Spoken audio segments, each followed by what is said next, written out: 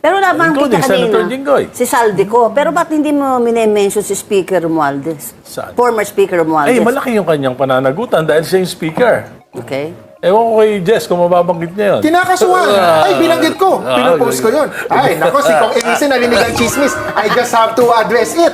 Sinasabi kasi BBM vlogger ako, tsaka Martin Romualdez vlogger. Naku kasi, mga DDS, pwede nyong i-control F. Magsa-search lang kayo, no? Marunong ba kayo nun? Shell joke, no? Sa oral arguments ng Supreme Court, as for the autopsy reports and the police reports, all of them are falsified. Okay. So, Attorney ano Jimmy. ibig sabihin? Yung mga deleted na evidences na yon, marirecreate May question to you. marirecreate sa ICC? No. Si Las Cañas and Matabato Kong, with your indulgence, Mami Chu, cannot testify here. Why? Because there's death threat sa buhay nila. Di ba, Si Senator they were Bato nakakita. close. Corny naman ang death threat na yan. Okay, heto na nga, no?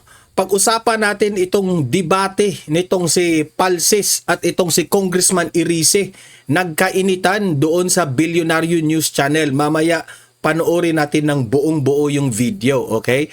At kukumustahin natin, kumusta na ba ang trust rating ni Bongbong Marcos at itong si VP Sara. Let's compare the two. Okay? Mamaya makikita ninyo yan. Pero bago ang lahat, paki-like muna at saka paki-share itong video natin para kakalat ito sa taong bayan. And at the same time guys, sa mga first time dito sa aking channel, mag-subscribe na po kayo kasi libre lang po ang mag-subscribe. At walang bayad yan, ha? Updated pa kayo sa ating mga trending na mga balita, okay? Wala muna tayong shoutout ngayon, okay? Sa susunod na video ko, magsa-shoutout ako. Okay, heto po. Panoorin natin itong trust rating nitong si VP Sara at itong si Bongbong Marcos. Okay? Kasi importante yan na makita natin, okay? Mamaya, okay, ipakita natin yan. Wait muna. Okay, ayan. Ito, ano ito ha, pinost ito ng Archlight, okay? SWS survey naman ito, okay? Ang sinabi dito, VP Sara, tumaas ang satisfaction rating, Marcos Jr., bumagsak sa negative 15. Alam naman natin na bumagsak siya, binalita na natin yan, okay? Pinakabagong survey ng social weather stations sa March of 2026. Ikukumpara natin si Vice President Inday Sara Duterte at itong si Presidente Bongbong Marcos. Ngayon, ito po yung satisfaction rating. Okay?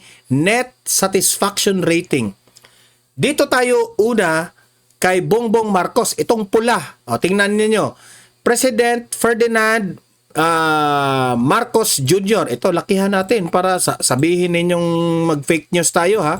Ito. Satisfaction rating, President Ferdinand Marcos, negative 15. Net satisfaction yan. Dito naman tayo kay VP Sara. VP Sara Duterte, plus 29 ang net satisfaction rating. Plus 29 yan, ha? Grabe naman yan. Negative 15 ha? Negative 15. Pero si VP Sara plus 29.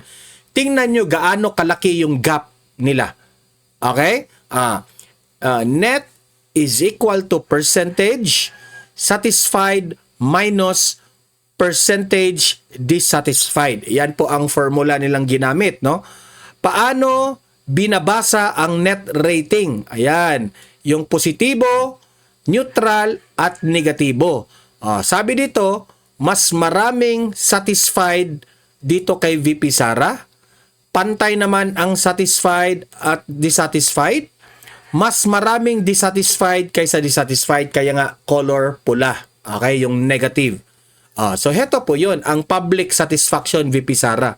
Tingnan nyo, itong circle na yan, ha, yung circle na yan. 54% ang satisfied. Ang dissatisfied, 28%. Ang neutral, 18%. Yan naman po ang kabuuhan ng public satisfaction laban dito kay VP Sara Duterte at Bongbong Marcos. Ayan, okay? Yan po ang binalita ng Archlight. Sasabihin ng iba, Dunmar, Yang Archlight na yan maka Sara Duterte yan eh. Tingnan natin ito. Baka akala ninyo ha. Dito naman tayo sa News 5. Binalita ito. Pakinggan ninyo. Si Vice President Sara Duterte ang nakakuha ng pinakamataas na net satisfaction rating sa 4 na matataas na opisyal ng bansa. Sa kabila Ano ulit yun? Baka hindi nyo narinig. Paulit. Si Vice President Sara Duterte ang nakakuha ng pinakamataas na net satisfaction rating sa 4 na matataas na opisyal ng bansa. Sa kabila po yan ang kinaharap niyang impeachment base sa survey ng Si VP Sara ang nakakuha ng pinakamataas na trust rating sa 4 na pinakamataas na government official, mainly the President, Vice President, Senate President, at ang House Speaker. Okay? Si VP Sara po ang nakakuha ng pinakamataas. At sino ang nagbabalita nito? Ang News 5. Di iyak na naman kayo mga dilawan. Iyak na naman kayo dito. Binalita yan mismo sa sarili ninyong mainstream media. Binalita yan ng mainstream media ninyo. Social Weather Stations o SWS noong March 24 to 31. 54% po ng mga Pinoy ang kontento sa performance ng bise, habang 25% naman ang hindi. Katumbas po yan ng positive 29 na net satisfaction rating. 1 point ang itinaas nito sa kanyang net satisfaction kumpara noong November 2025. Ayon sa SWS. Kasi noong November, tumaas. nag-28 siya. Plus 28. Ikaron, ngayon, plus 29. Tumaas pa ng isa. Iyak na naman dito ang mga dilawan at loyalista. Iyak na naman. Sige. Pagalitan ninyo yung News 5. Ang bise sa Metro Manila at kilalang baluarte ng mga Duterte na Mindanao. Pero bumaba ang score niya sa Visayas at Balance Luzon. Mga kapatid, Si BBM, hindi talaga niya kaya makipaghabulan sa trust rating kay VP Sara. Hindi yan nasa personality kasi yan Ako yan ang personal kong opinion. Si VP Sara is very natural kung humarap sa taong bayan. Si BBM talaga, makikita mo yung body language niya, parang napilitan lang siya sa taong bayan. Di ba mapapansin mo kapag pupunta siya sa mga event, itong si BBM, sa mga event niya mismo siya na mismo ang nagpapa-event niyan, yung ayuda at pamimigay ng bigas. Mag-speech yan doon, Tapos siya pa yung hahawak ng bigas, tapos bibigyan niya.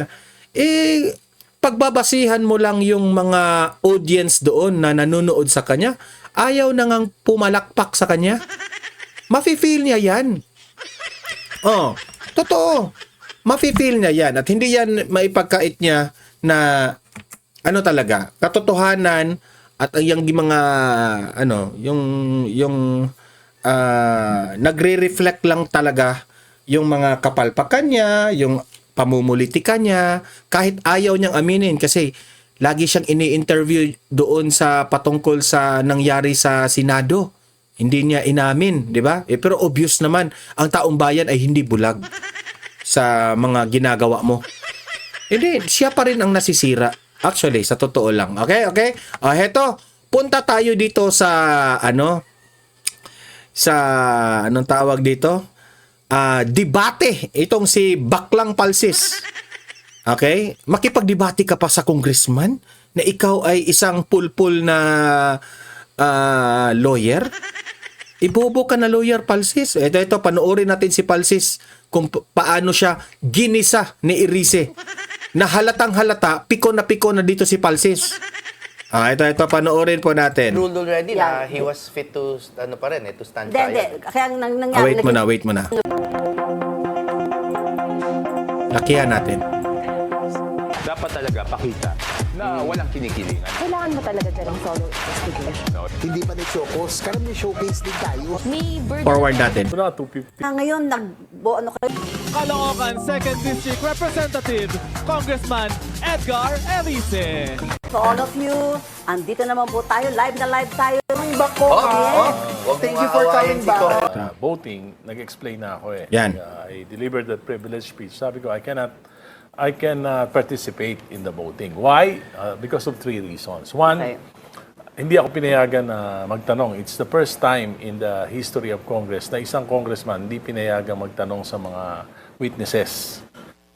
Members lang daw ng Committee on Justice. Ito yung reason niya bakit hindi siya pumirma sa impeachment ni VP Sara, okay? Inalis nila akong member eh. Tapos, Kaya wala kang karapatan hindi daw, So, di ba? marami akong mga questions na sa tingin ko na very relevant to determine nung probability nung Pero may case, mga non-members din nagtanong Wala. Hindi Wala pwede, talaga? Hindi pwede. What are the 2 other reasons, Kong? Sabi mo tatlo. Pangalawang reason, alam mo, nagsimula ito lahat noong 19th Congress. Alam naman natin na na-incentivize bilyon-bilyon ng mga flood control projects at yung mga prime movers nitong impeachment na ito, karamihan dyan yung involved. In fact, ang pinaka-prominent na prime mover niyan, si Saldico. Okay. So, noon. Kaya nga, yun yung, at karamihan naman, yun pa rin eh. So, at pangatlo, tingin ko, alam mo, ako martial law baby ako at nakipaglaban ako sa EDSA 1. Nakita ko noon kung paano wini-weaponize yung mga agencies of government like NBI ngayon, yung AMLAC, at pati na yung COA. So, ayoko maging participant dito sa, tingin ko, stage na process. Pero nakapasa, nakapunta sa Senate, nakatawid. Kaya nga, kasi nga, 200, imagine, 257. Mas malaki ng compared dun sa Pati first. nga yung wala, nakakaboto eh. 2/3. More than More than, 2/3. oo. Palagay ko, pati wala, nakaboto. Kasi, nung una, 255 lang, tapos nadagdagan bigla ng dalawa. Paano nangyayari So how pala do you yun? feel about it? Kasi alam mo dito sa amin, sa Kongreso, pinapayagan naman yung karamihan text lang nakakaboto na. Anyway. Ang galing, Attorney Jess, nakalma ka na ba sa sagot ni Kong Of course. Actually, napaka-generous and gracious ni Kong for still coming to our show despite Yung plastic mo. some of the spicy words I've said before. Sana hindi niya napanood. Huwag mo Alam mo, napanood. pag hindi naman totoo, hindi naman ako nasasaktan.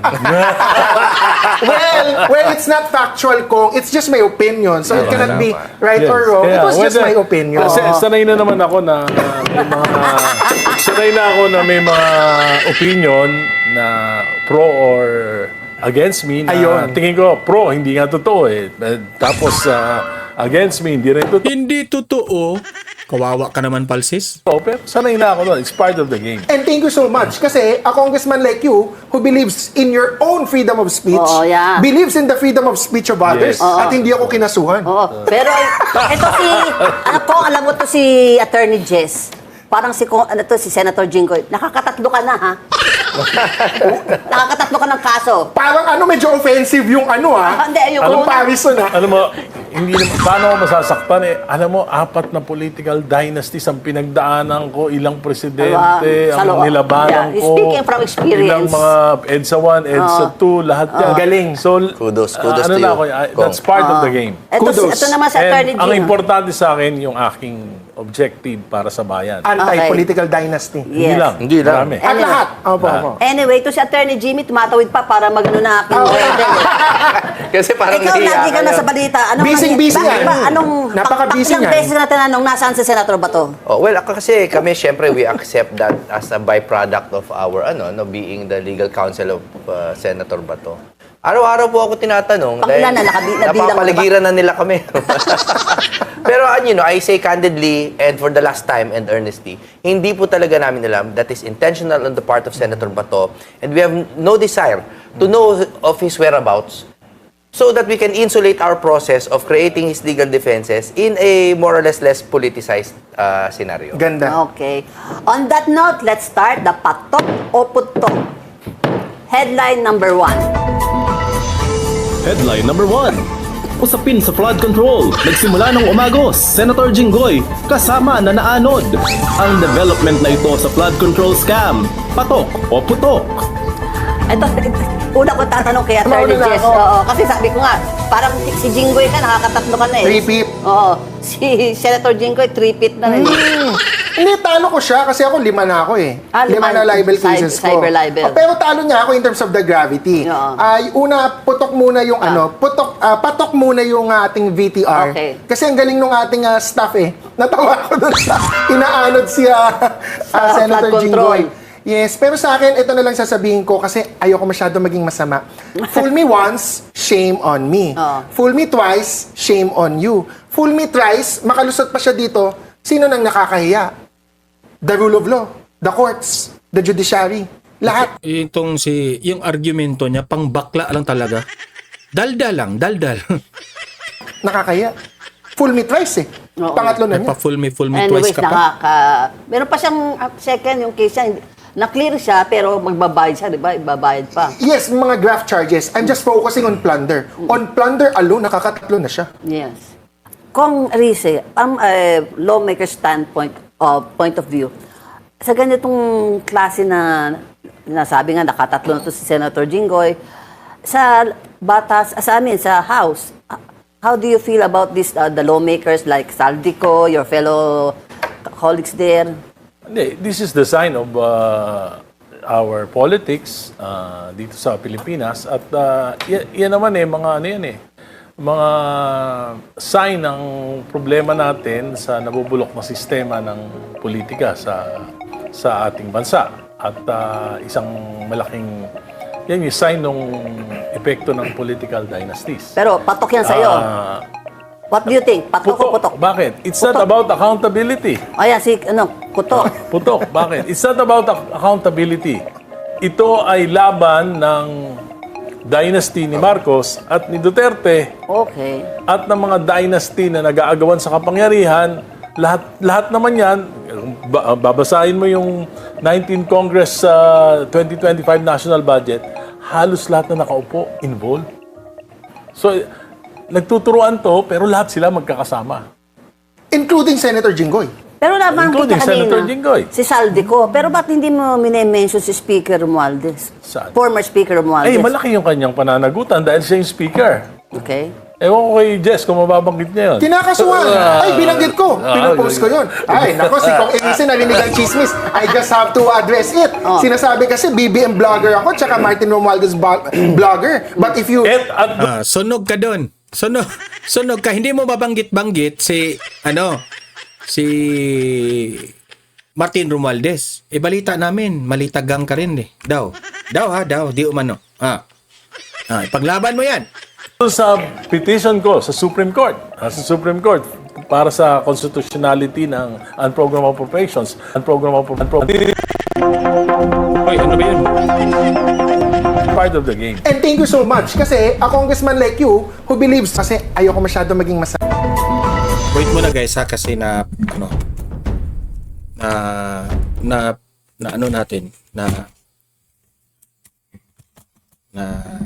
disarrange ang ating setup dito. Sorry.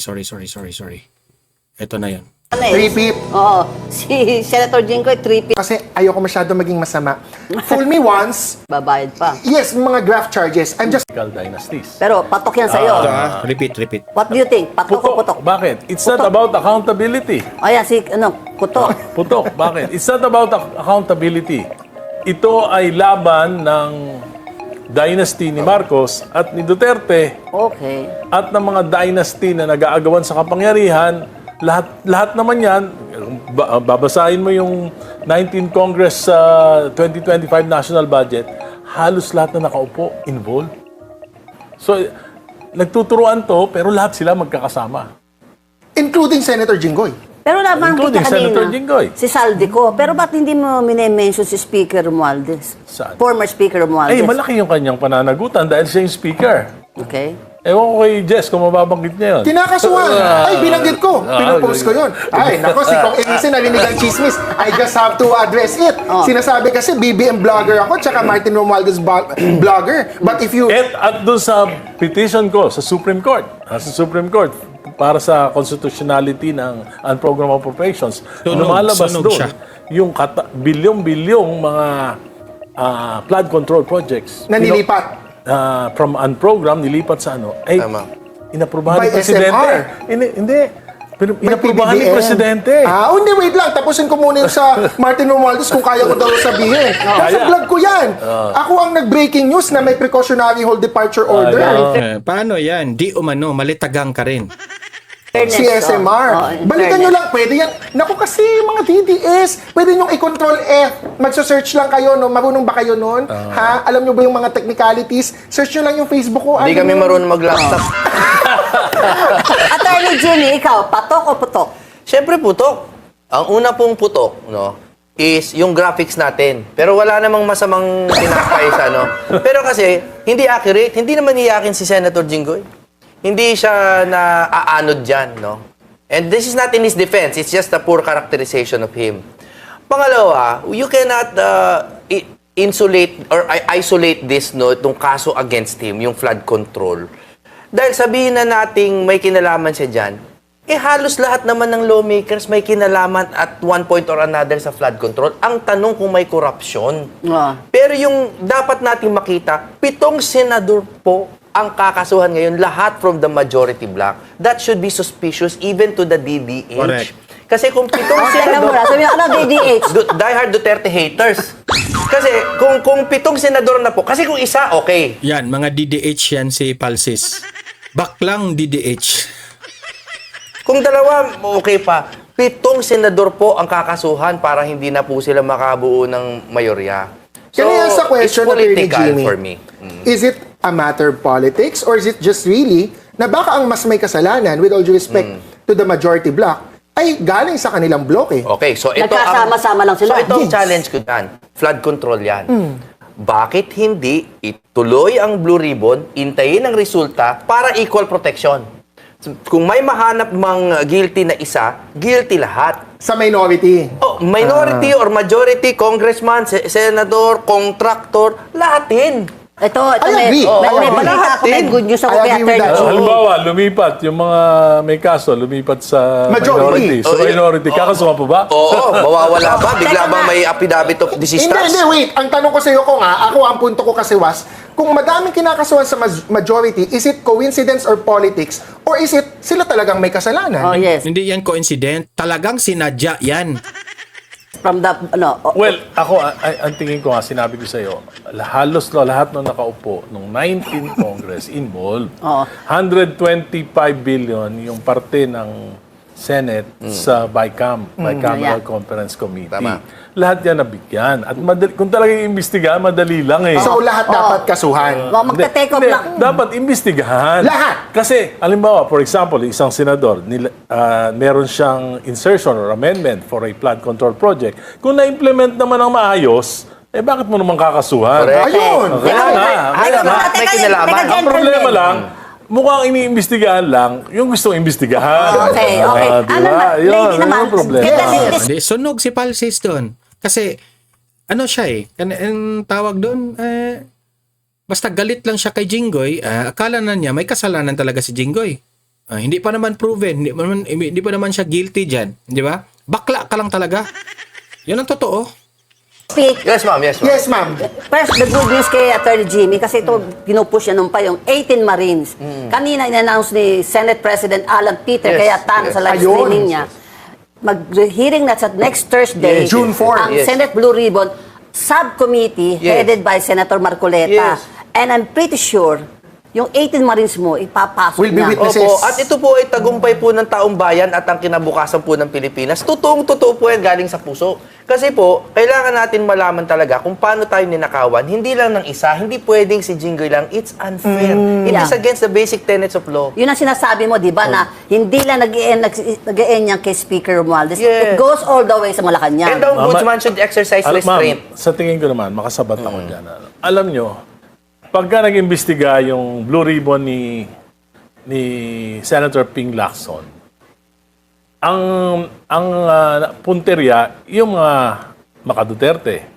Pagka naman nag-imbestiga yung kay Marcoleta. Marcoleta, ang punterya, yung Maka-Marcos. Administration. Bakit naman ang nagpanukala na ng priority legislation niya, si Presidente Marcos, sabi niya, mag-create ng Independent People's Commission na pinag-overtime kami hanggang gabi, pagkatapos biglang pinatay. Ang bill. Hindi yung pa bill. pwede ipakita ang resulta. So, ibig sabihin, itong lahat na ito, politika lang to ng BBM vlogger, tahimik si Palsis. BBM vlogger.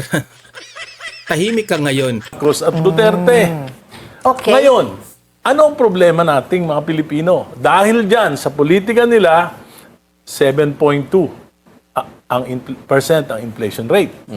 2.8% ang GDP ng first quarter at ang projection for 2026, 4.1% ang GDP natin. Anong masama dito?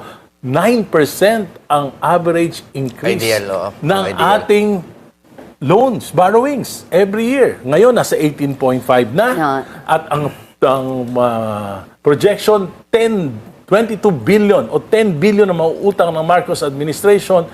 Hindi ito yung geopolitics problem sa Middle East. Bakit? Yung mga katabing bansa natin naka-recover na. Okay. Ikakat lang kita, Congressman, kasi gusto kong balikan yung political dynasty mo na i-relate ko lang sa Game of Thrones. Parang ang mga dynasty nga yung sinasabi mo, nag-aano. Doon sa Game of Thrones, the winter's coming.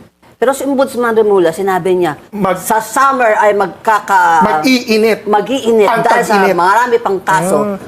Sino mga hula mong kakasuhan? El Nino. After Senator Jinggoy. Well, sa tingin ko, kasi si Ombudsman Remulla, politiko Very Oh. close to the Marcoses. So, ibig Former sabihin... Justice Secretary. Hindi. Saka, ibig sabihin, paano niya papanagutin? For example, si Secretary Pangandaman, siya ang pumirma lahat ng mga SARO. But she has a pending case. Yeah. May mga nag-complain, may nag-file. For kaya your nga, information, yeah. Bakit gano'n? Basta malapit sa Malacanang, mabagal. Hindi pinapatawag. Correct. Diba? For example, yung dalawang Bersamin. Kung Egay, ako, with your Pangandaman, indulgence, narinig ko ang mga arguments mo, politika ng Marcos, politika ng Duterte. With your indulgence, ako, what I can say is, just because we prosecute one for now, does not mean we will not prosecute the others. Yes. It's correct. Pero mas It's importante, correct to call out. yung nakaupo. Bakit sila may hawak ng pera Sabi. So you're saying Ombudsman will not do it? Okay. I don't think so. Yeah. On that note, If he proves you wrong? yes. Then, Let's- luluhod ako sa kanya. Let's go to headline number 2. Yun nga sinabi ni Sablay siya lagi kay Irice argumento. Unahin natin yung yung nakaupo, di ba? Yung nakaupo, ngayon nagserbisyo ngayon. Tupa lang yan, ha? Sabi ko, baka maulang pa tayo toging makulong, ha? bakit siya Sisimula na sa katapsan ng Nobyembre. Hindi na ito confirmation. Confirmed na. Anong say ninyo? Patok o putok?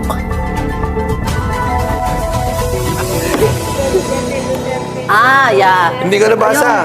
Yung sa ICC, ito ang ICC magandang naman. tanong. At maganda. Sa ICC, nagkaroon na ng November 30 ang trial ni former President Rodrigo Duterte with his new lawyers. Is that a good news? Attorney Jim, ikaw muna yun ko. Patok o putok? It's ganyan lang. Kasi sa totoo, I've always challenged the jurisdiction issue and I really pray humbly before the Supreme Court, although hindi po tayo nananawagan, ha?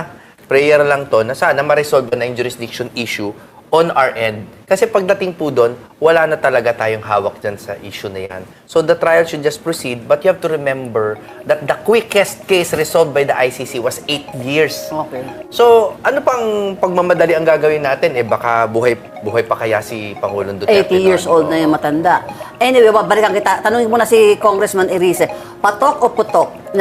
Well, sa akin, dalawa rin Dalawang Ano sir, patok o putok? dalawang point of view. Parang kami pareho middle lang ground, kami. Bakit? middle ground. One, alam mo, maraming namatay nung war on drugs. Yeah.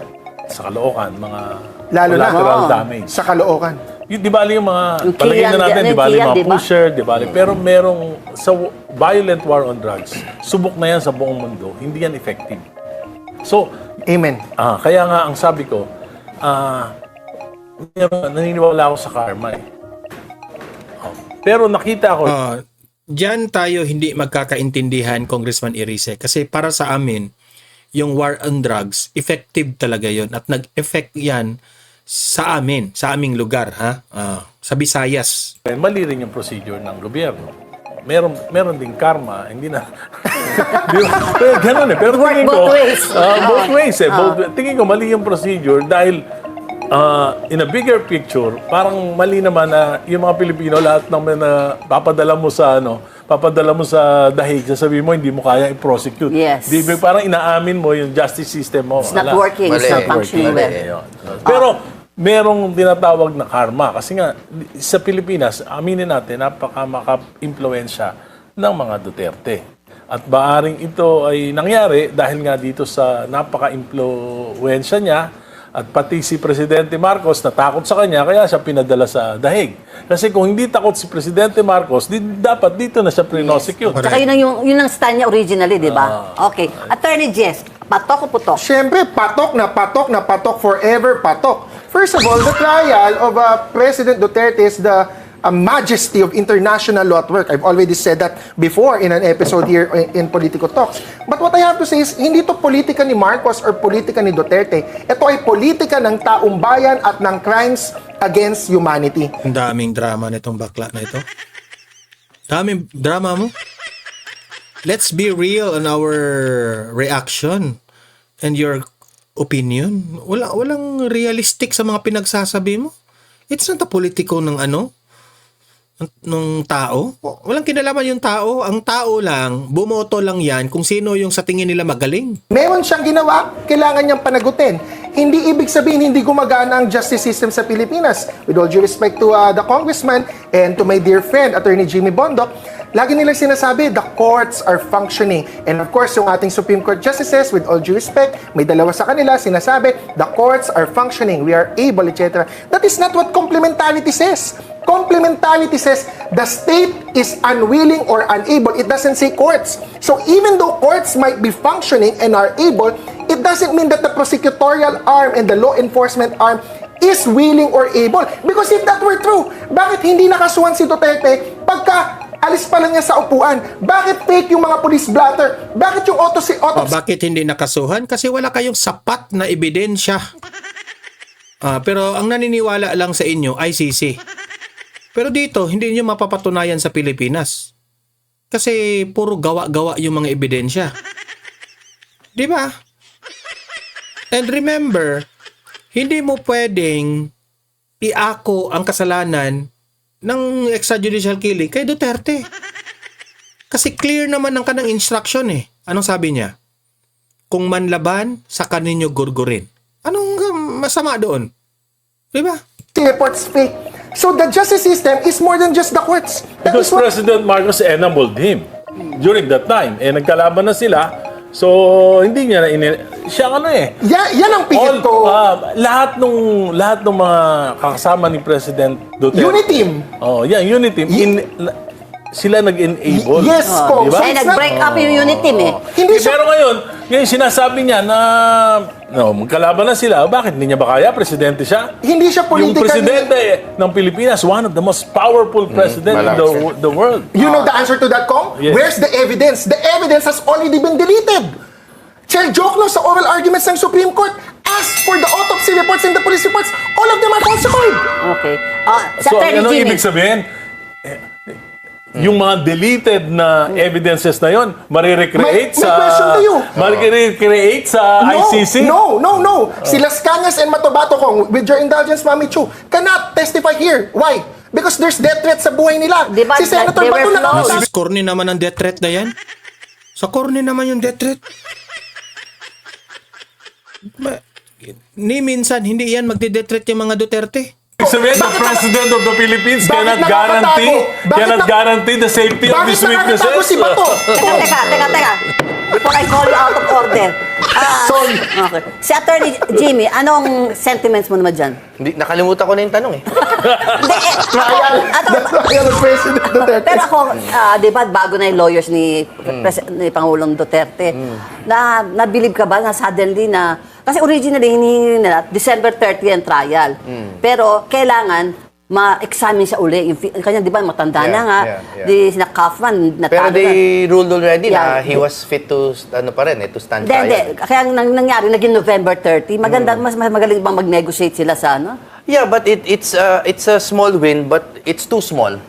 Dahil para sa akin talaga, the only win that we should be waiting for is really the Supreme Court decision. Yeah. A little comment on the unwilling and unable na yung ating judicial system. I really just have to disagree because there were no attempts at filing eh. Ganun kasimple, walang nag-attempt mag-file. At yung mga sinasabi nilang deleted, that's one of many. Ang dami pang pwedeng tumistigo dito. At hindi naman dadami ang testigo. Pag lumayo tayo sa The Hague, mas konti ang testigo doon. Kaya nga nagiging evidence doon, articles eh. Mga news articles and pronouncements. Sila nga nagsabi na parang napakadami naman yata ng mga speeches na ito na gagawin nating evidence. Ano? Oo. May maganda pang may magandang development, Attorney Jimmy. Kaya nakikita nyo, emotionally and politically, nagdidebate kayong Of dalawa. course. Yes. Of course. It reflects the Filipino nation as a whole. That's Kaya okay. may suggestion yung lawyer yata ni Pangulong Duterte na yung sa ICC naman, para naman maintindihan ng mga madlang Pilipino, magkaroon ng Tagalog translation. And Bisaya. Whatever na maintindihan ng Pilipino. Di ba magandang balita rin sa inyo? Okay lang. It's too small an issue for me to comment on. Para sa akin lang talaga, sana we pray for the Supreme Court decision. Kasi let's now see. Pag nagdesisyon tayo on our own competence, tingnan natin kung ano ang reaksyon ng global community. Attorney Jimmy, Mami Chu, I have to ask Attorney Jimmy. Sabi ko na, hindi mo mapipigil eh. No. Yung when you say walang nagkaso, may kaso dito ng unconstitutionality ng Oplan Tokhang. That was Yes. But nag-oral arguments. not on the ICC. Yes, but my point is, and this is with all due respect to the Supreme Court, they have not issued any decision yet on that. The fact that we have not issued a decision on the constitutionality of Oplan Tokhang maybe also shows that the political power of this Duterte and the Duterte family is so overwhelming. But they have not even decided on our case, which Overwhelming kasi ang daming gusto ng pamumuno ng mga Duterte. Pero it doesn't mean powerful sila dahil makapangyarihan sila ganyan. Naging makapangyarihan sila because of the Filipino people. Precisely. Okay, So I okay. agree on that. Yes. That they should decide. Gentlemen, may I have the last word? Yes, Attorney Mami Oh, Chu. yeah. Dahil Judge. inaasahan ni Attorney Jimmy ang Supreme Court mag-rule. Pero pag once na-rule ang Supreme Court, Duterte trial is already ongoing, hindi na mapapabalik. That's my last word. But at least for Bato and yes. Senator Bongo, The future. may Anyway, let's benefit. go to headline number 3. Headline number 3, Senate Majority versus Senate Minority. Hindi magkasundo kung ano ang priority. Ang image ng Senado ngayon, patok o putok? Anong kayo muna kay Congressman Erice kasi mas maraming numbers no, 317 House members. Is that patok o putok yung minority majority? Sir, Congressman. Alam mo, Putok? mahirap kasi, ayoko mag-comment kasi Middle may ground? parliamentary courtesy. Ayun. Hindi, sa House na, nire-relate ko sa House. Yung majority and minority. Hindi, kasi sa House, walang problema kasi super majority. Yes. Even the minority is also majority. And that I agree. I agree with you, Kong. super duper majority. Ito nga, yung maganda example si Kong kasi nag-abstain siya, di ba? He lost his House Deputy minority position, di ba? Hindi, ano pa yun? Senior. Deputy. Minor. Pero Oh, yeah. Hindi, I lost my position because I was doing my jobs as a provider of check and balance. Fiscalizer. Tapos, yung mga nag-vote na no, sa isang natanggal. 3 yata ang una ngayon. Kanina may in-announce na natanggalan ng chairmanship o vice chairmanship. Ano ba latest chismis mo nakarating sa Yan sir? ang problema kasi sa sa mga sa sistema natin ngayon, multi-party system, walang party loyalties, kung sino yung presidente, doon sila lahat kasi mawawalan sila ng pork barrel. Pero kung I have a question on the fake minority, with all due respect, so fake minority ba si Congresswoman Laila De Lima? Well, hindi naman. Kaya lang, alam mo, ang problema kasi, parang hindi maliwanag eh. Hindi maliwanag ngayon. Kasi sa minority, may galit kay Duterte, merong maka-Duterte. May maka-Marcos, merong hindi maka-Marcos. Okay. Kaya, may makabayan black, may liberal, may akbayan, may iba-iba yung Okay. iba-iba yung. Kasi nga, anong nangyayari dyan ngayon, para makabuo ng minority, instead na yung kung sino yung lumaban, dati kasi ang rule, kung sino yung lumaban na speaker, yung natalo, yun ang Automatic. Yes, yes. automatic. Minority Lahat ng bumoto sa kanya, yun leader. ang, ngayon hindi eh. para masiguro ng majority na kontrolado nila yung minority, ay magbobotohan muna. Pagkatapos lahat ng mga hindi bumoto sa speaker, yun ang magko-comprise ng minority, tapos magbobotohan sila. So, pwede magpahiram. Kasi May planted. may Planted majority. Itatanong ko si ating Attorney Senator Jimmy. Yon. Sa Senate context naman, Talo nga eh. patok o putok? Ano nga ba yung Image. tanong ulit? Yung image, What no? is the image of the Senate? Sa akin kasi, hindi totoo na pangit ang image ng Senate with regard to their actuations. Kasi po, designed naman talaga ang Senado na mag-away.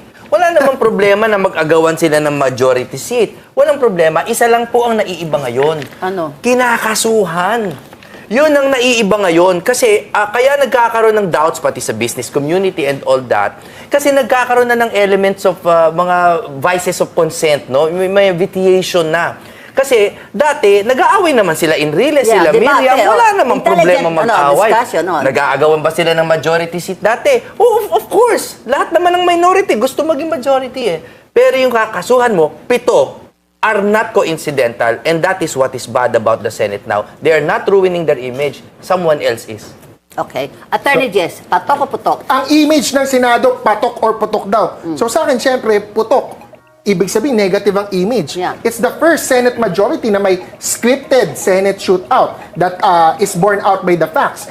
Scripted ka pa, ha? Tanga. Yan. Ito yung ipinagmayabang ng mga dilawan? Ha? Ganito ba mag-argumento? Wala.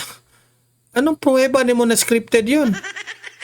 Sinalakay ng NBI. Di ba? Ang argumento ni Falses, pangtanga.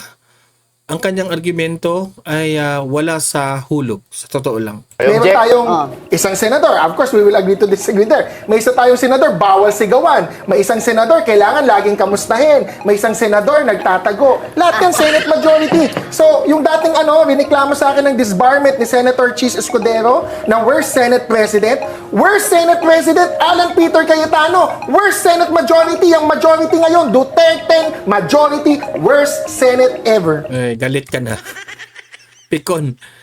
Alam nyo, ang isang tao na talo sa argumento, idadaan na lang yan sa boses na lumalaki yung boses. Okay?